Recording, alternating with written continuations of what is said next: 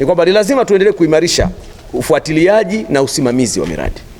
Ufuatiliaji kwa maana ya kujua kila hatua tuliyoipanga imefikia level gani, nani anafanya nini, tumefanikiwa kwa kiwango gani na tuna changamoto gani. Ni mkuu wa mkoa wa Iringa Heri James akiwa katika ziara ya kikazi ya kukagua utekelezaji wa miradi ya maendeleo inayotekelezwa katika jimbo la Mufindi Kusini, hususan katika sekta za elimu na afya, ambapo katika ziara hiyo ametembelea na kukagua ujenzi wa madarasa katika shule za msingi mbalimbali na baadaye kukagua kituo cha afya Makungu, ambapo ametoa maelekezo ya jumla kwa watendaji na wasimamizi wa miradi hiyo.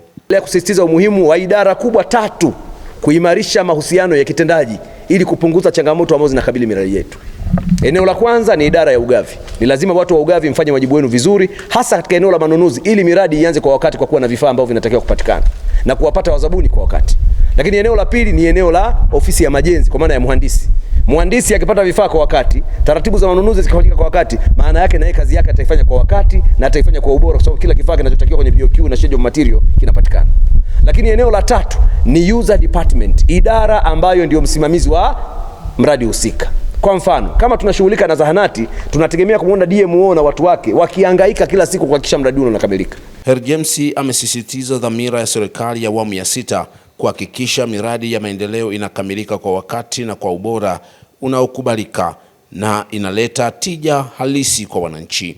Katika upande wa miradi ya afya hapa Makungu, tumekuja kutembelea kituo hiki ambacho ni kituo cha kipekee kwa sababu kimekuja kutatua changamoto ya muda mrefu sana.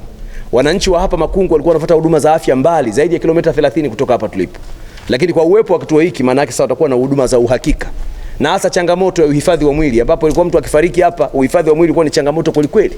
Lakini serikali ikaona ifanye maamuzi ya kuhakikisha tunajenga kituo ambacho kina huduma zote za msingi ambazo zitasababisha wananchi wa eneo hili wanabaki maeneo haya na wanapata huduma zote. Aidha, mkuu wa mkoa akiwa katika miradi hiyo amepokea taarifa kuhusu hali ya utekelezaji wa miradi hiyo. Kupatikana kwa madarasa haya 3 na matundu 11 ya vyoo kutasaidia kuboresha mazingira ya kufundishia na kujifunzia katika shule ya msingi Kilongo, hivyo kuinua kiwango cha ufaulu na ubora wa elimu. Katika kutekeleza mradi huu, changamoto iliyotukabili ni wazabuni kutojitokeza kwa wakati kuomba tenda baada ya kutangazwa, hivyo kulazimika kutangaza tena tenda hizo zaidi ya mara moja, hali iliyosababisha kupoteza muda wa utekelezaji wa mradi. Kuhusu changamoto zinazosababisha baadhi ya miradi kukwama na kuchelewa, likatolewa ufafanuzi na mkurugenzi mtendaji wa halmashauri ya wilaya ya Mufindi, Mashaka Mfaume. Tulikuwa na afisa manunuzi kidogo alikuwa yuko slow sana.